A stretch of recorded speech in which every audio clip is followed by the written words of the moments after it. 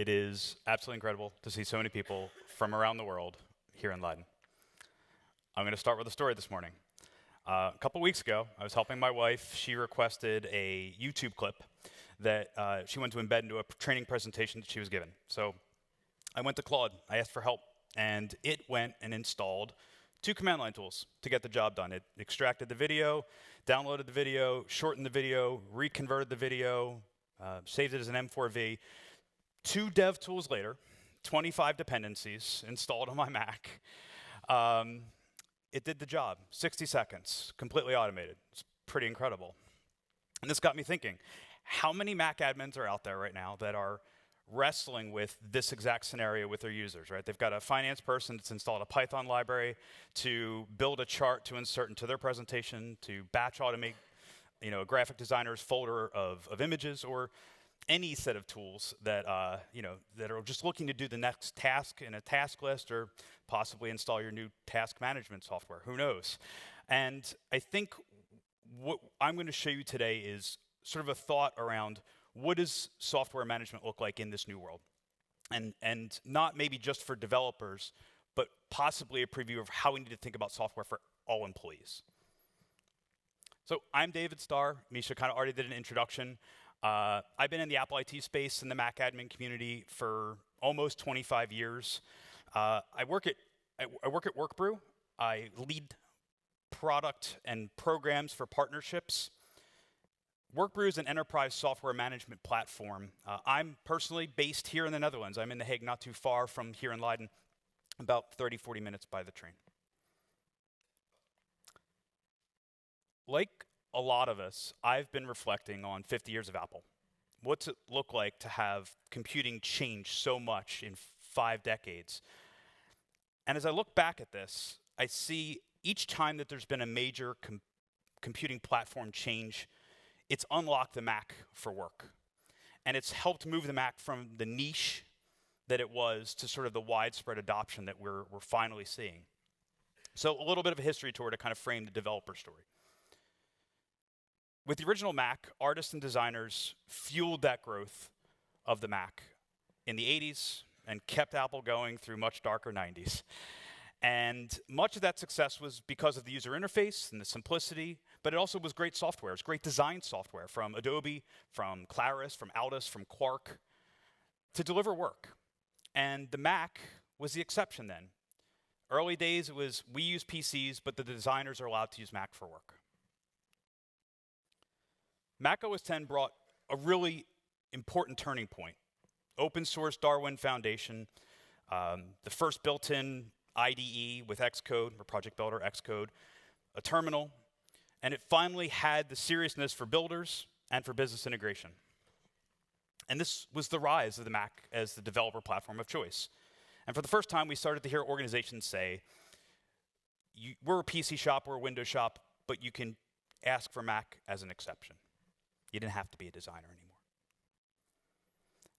And obviously, there was an incredible growth in Apple with the iPhone, but that led to the 2010s of a new developer era where people were building not just iPhone apps, but all web development, Android development, and other development, where Mac was sort of the preferred platform. So as they moved beyond artists and developers, this was the era where we first saw large companies like IBM, just declare that Mac is a choice for the organization. Today, we're finally allowed. It's taken little by little, 50 years. But it's especially accepted for dev, but increasingly for any employee. And that's thanks in part to great security tools and a mature ecosystem of device management services to help scale deployment. But every single one of these platform shifts, 80s, design, Unix and terminal in the 2000s, dev explosion in the 2010s, they all pulled Mac into new corners of the workforce. And I think we're in the middle of another turning point right now. AI is shaping how people use their computers, and it's different. Mac is uniquely set up for this, right? It's a secure sort of foundation. It has incredible performance with Apple Silicon. And the part that's craziest to me is that AI tools are shipping first and sometimes only on the Mac. Claude Desktop, Granola, Note Taker, Dia Browser OpenAI's Atlas browser, these are all Apple first and Apple only titles. So from 50 years, we've gone from niche to actually preferred in some contexts. So I think this is going to change even more and more, especially when you have something like the MacBook Neo that makes Mac more available to workers than it's ever been. Whatever your view of AI is, these agents are showing up across your Mac fleet. Development is becoming democratized. Work that used to require a software engineer is now, the tasks such as installing dependencies or command line tools or generating scripts, these are done by everyday workers. Anybody looking to get a task done. But that puts a lot of pressure on the Mac admin. And we've lived with this for quite some time. We've said developers, despite all of our policies, all of our scripts, all our tools, those individuals are allowed to be admins on their system frequently. But that has drawbacks, right? They install software that we don't know about. Our device management services don't have good visibility into the software tool chain. And now every single user that has an agent that is potentially adding those tools to the stack. So today's devs are the Mac exception, but I think they're also the frontier of where general employee software management is headed. So the question that security teams often ask, they ask the folks at Workbrew, I think you kind of all wrestle with this question yourself, is how do we support our developers without being admins on the system?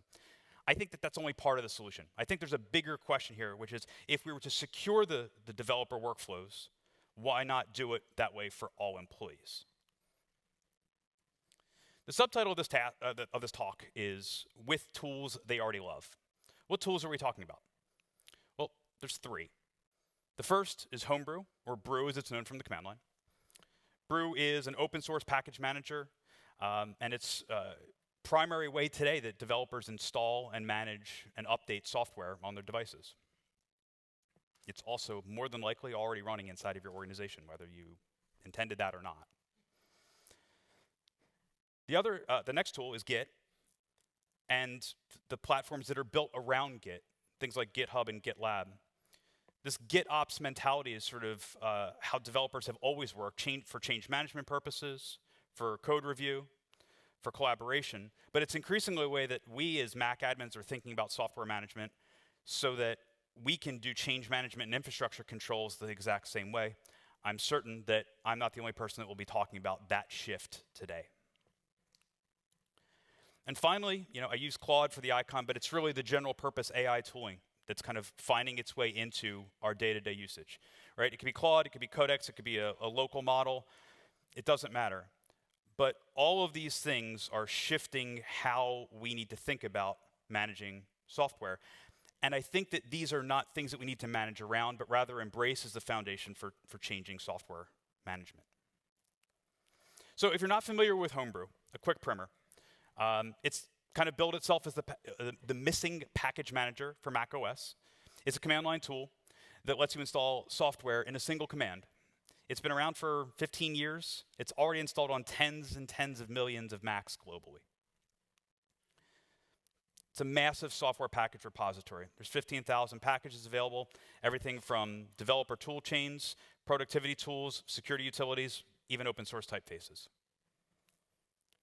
And using it is super simple. Brew install to install a developer tool, which Brew calls a formula. And Brew install cask, which will install an app. In this case, we use Zoom. Developers absolutely love this. In one tool, one command, Brew install installs the tool, but also every single dependency that it needs. No installers, no hunting down vendor's disk image, no compiling directly from source, everything with a single prefix. It sort of feels like magic. But enterprises have challenges with this, right? And Homebrew was never designed to be an enterprise deployment tool. The problem isn't Homebrew itself, but it's sort of the lack of visibility that you have of unmanaged software and its dependencies inside your Mac fleet. That's why Workbrew exists.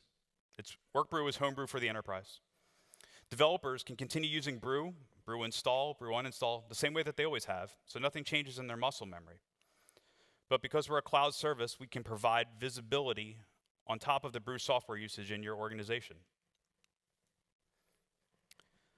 A vulnerability dashboard tells you in real time if devices are exposed to CVEs and how we're automatically remediating them when we find them. What's also great is that Workbrew's policy engine shapes the Brew behavior so that whether you're doing it from the agent side or the Workbrew console on the web, we can specify allowed and forbidden packages which are compliant with your organization's policies.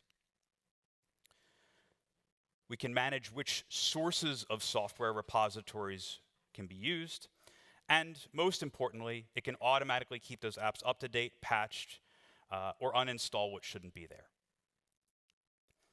And Workbrew works alongside your existing deployment tools. It's not in place of them. So even if you're already managing your organization's software, at minimum, Workbrew can solve for the developer tools that are not seen by your device management service. Sorry, I'm going to keep teasing the Apple folks about that. I've got 15 years of MDM on the brain. Okay, now this is always the scariest part of any one of these presentations. How do we meet developers where they work? Well, I want to show you, and the best way to show you is a live demo. Live demos always, right? I think someone said yesterday you have to do the demo God's offering. That's true, but I'm doing mine in GitHub, so that's extra risky, I think, right now, just because there's a 10% chance that it's down. So give me a minute here. Good. I'm going to start here in the Workbrew console. I'm right here on our sort of built-in dashboard that shows vulnerabilities, recent activity, what's been resolved. But I want to start with here is actually what we call default packages. It's what you would expect it to be. Default package is a collection of software that you want to install by default for a particular group of devices. All right, so what we're going to look at first here is DevTools. And what you'll see here is a collection of what are called formulae and casks, right? Some familiar tools here, Node, Python, as well as Claude Code, VS Code, Raycast. But if I click over here in the code editor, you'll see that it is just a plain text block. This plain text is called a brew file. It is a unit of configuration of Homebrew. It's sort of a declarative list that describes what should be installed. At the header of this, we have a device group ID, which happens to be a GUID that maps to a group name inside of Workbrew, but it could be individual device serial numbers or all serial numbers. Great. So what I'm showing here is how one would kind of jump into the Workbrew console, edit default packages, and manually set this up. But that's not how I set this up. I actually set this up by way of a GitOps workflow. So I'm going to show you what that looks like. I'm going to switch over to the terminal. And of course, my terminal's on a different monitor. It's okay, we can fix that. Just have to pick the right direction. There we go. Make this a smidge bigger. Great. Great, so the first thing I want to show you, and this is maybe some of the fanciest part of this, I'm not an admin. I am a non-admin on the system, so I'm a non-admin developer. That's sort of progressive in and of itself. But I'm not cat, hold on. So I'm going to take a look at my repository that I've cloned locally here. So I have a few of these brew files. They're the same brew files that are powering our Workbrew console. So I'm just going to take a look at our core apps, and we'll see what's installed to all serial numbers by default. Git, GitHub, 1Password, Google Chrome, suspicious package. Easy. Well, now this is the part that's interesting, right? We're meeting developers where they're at. They're already in Git. They're used to checking out branches of code, modifying the code, committing those changes, and submitting them as pull requests to their organization. Let's do exactly that. I'm going to start here by just creating a new branch, which is git checkout B Mac admins Europe. And now we're going to make some changes to the DevTools file. So this, if you look at the list, right, Mac App Store, Node, Python, it's the exact same list we had in the UI. What I'm going to do, though, is I'm just going to use a keyboard shortcut and drop in a whole handful of additional apps. Ghosty Terminal, OrbStack, a couple typefaces, ripgrep, tree, figlet.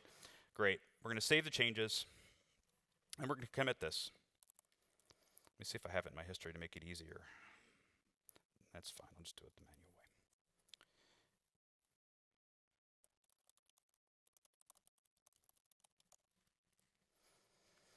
And finally, we're going to do I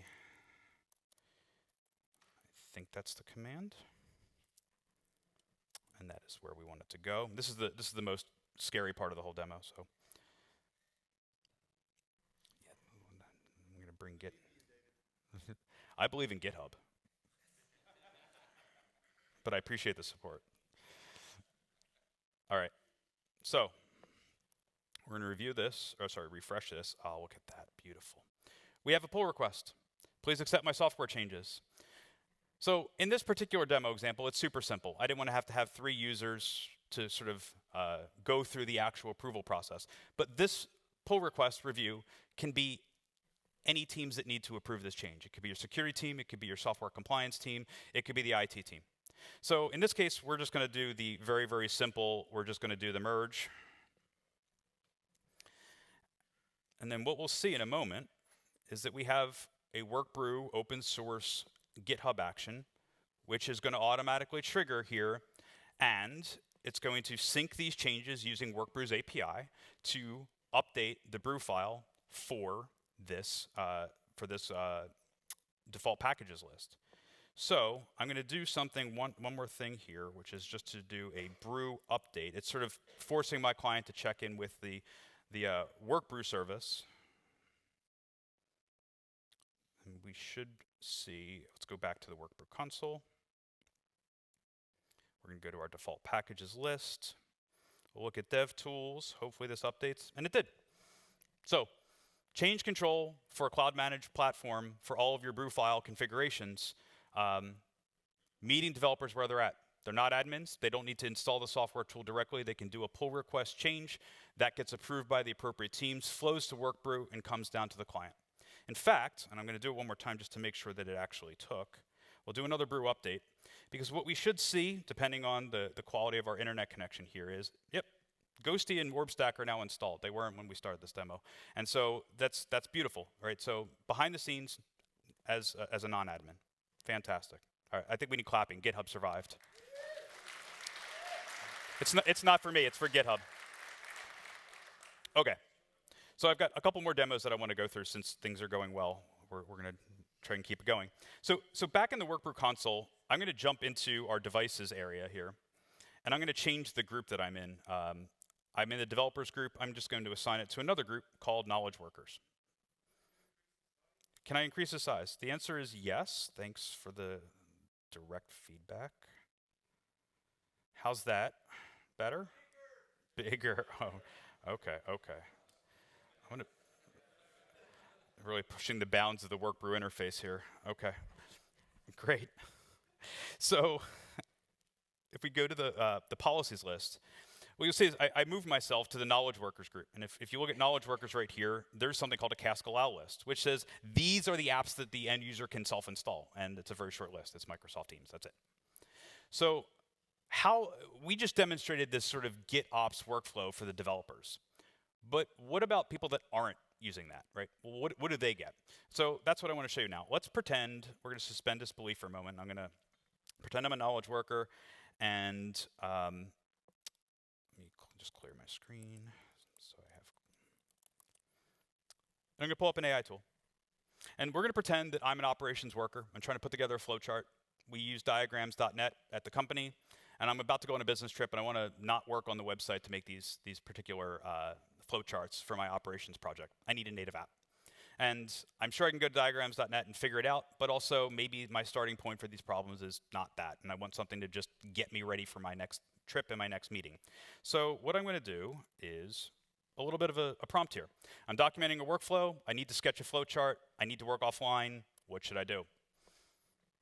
So this is sort of an extension of the demonstration, or the story that I talked about at the very beginning of this presentation. So Diagrams.net desktop app gives you the full editor offline, same as the web version, just local. Want me to install it with Brew, Cask, Draw.io? Heck yes. And also, Claude, thank you for choosing that path. I appreciate you.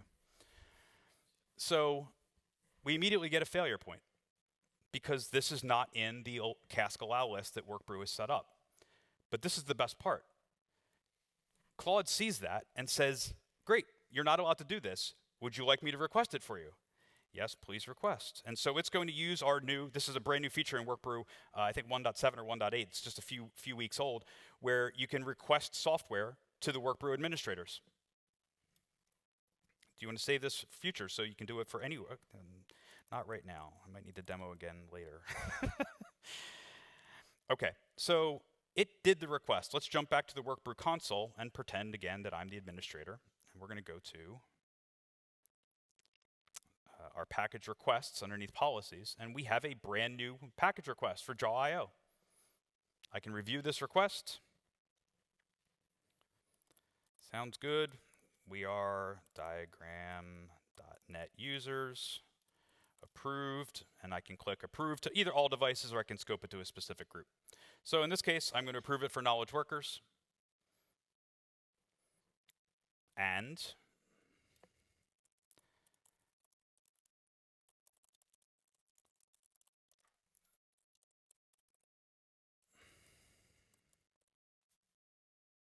oh, you know what I need to do? I probably need to also do I need to do the old brew update again, because normally, your client's going to periodically check in. So let me just do a brew update. Actually, I think I do it this way.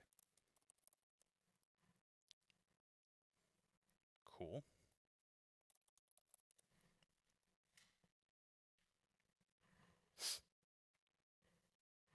It's installing. Again, non-admin user, getting the software that they need by way of the policy and the approvals that you have set up with your organization. I want to show one more thing. Thank you. Yeah, definitely. Again, it's not for me. If you see somebody's demo not fail, just clap. Like it's good. It's good behavior at a conference. And so the last thing I want to try here is, I'm not going to have Claude do this, but I think you can imagine developers or non-developer users that are looking at instruction sets to get something done, and they just kind of dump it into Claude. Let's say you want to install the latest version of WordPress, and WordPress's installation tools say, well, use wget, URL, download, extract, unzip, yada, yada, yada. But potentially, your organization has policies about which types of software you can install, and that's not just whack-a-mole of individual software packages, but it could also be an entire category of apps.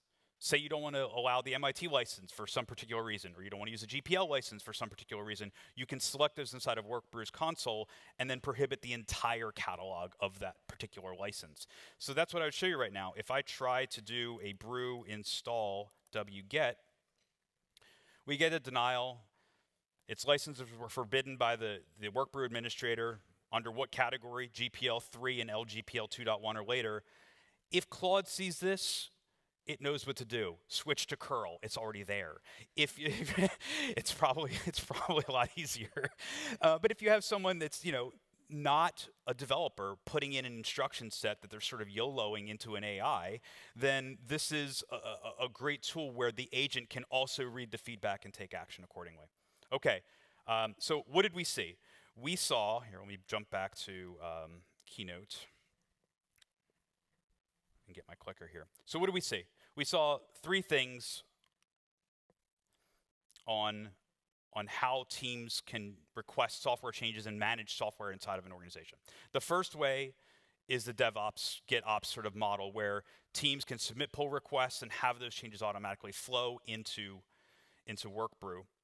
The second is an allow list mechanism that allows any employees, developers or otherwise, to request software and apps that then need approval to get pushed down to the device. And finally, we kind of showed a forbidden formulae list or forbidden software list that gives a developer that knows what they're doing, or an AI agent acting on behalf of someone who doesn't know what they're doing, a safe place to operate. And we did all three of those things as a non-admin. The traditional software model that we've been thinking about is always build up, right? We start with a base, this kind of comes from our packaging and imaging world, right? We'd start with a base foundation, we'd layer on top of it, additional apps and tools that folks are allowed to use. And we've been doing this for a long time. We stage 20 or 30 apps, we put them in an internal portal, and then we remove admin access so that that's the end of the line for the software. That's especially true in regulated industry. And that worked really well. The employees only needed a small set of tools. But as I've kind of alluded to, things are changing. And so what we've shown today is the inversion. You start with 15,000 packages in an open source community, and then whatever third party or private internal software repositories that you add on And then you use Workbrew's policy engine to shape how much of that software is applicable to your business and to keep it up to date automatically. The catalog is open by default. The policy is the boundary to that broad catalog. And I think most organizations will want both, and that's kind of why default packages exist. You want to have a baseline layer of everything that gets installed automatically and kept up to date automatically, and then allowing people to add additional software that meets your organizational requirements on top of that. Like I alluded in my family anecdote at the beginning, I think we're in the era of software writing software to get work done, including if you need credits at the end of your presentation. You know, the Macs emerged as the clear leader in the AI era. No longer the exception, no longer just the tolerated platform. The reality makes your developer tooling one of the most consequential parts of your deployment. So the final question I'll leave you with today is, if you're going to enable all your users to have how are you going to enable all users to have a secure open ecosystem of software? The next 50 years of Apple is going to be a wild and fun ride. So how do you get started? Grab your iPhone QR code readers and cameras. I've got a couple concrete places to start depending on where you are in this journey. First, Homebrew cheat sheet. It's a great overview. If you're not familiar with how does Brew work, it has nothing to do with Workbrew directly. It's just, why is the tool so versatile and how can you use that? Second is that Workbrew is not just a paid product. Workbrew Free gives you a ton of value to just get visibility into your organization, as well as installing a default package for all devices. It doesn't get into the group level, but it just provides a default set of software for every device.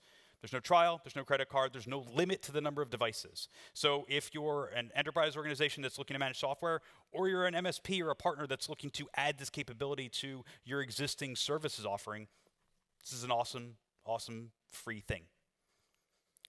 And finally, if you're already using Workbrew, or specifically Workbrew Enterprise, you should check out the GitHub action that will allow this sort of GitOps workflow, and you can start using that software management methodology inside of Workbrew and inside of your organization. And it may, like I said, dovetail with some of the other talks you'll hear. Thanks so much. Enjoy your time today at Mac Admins.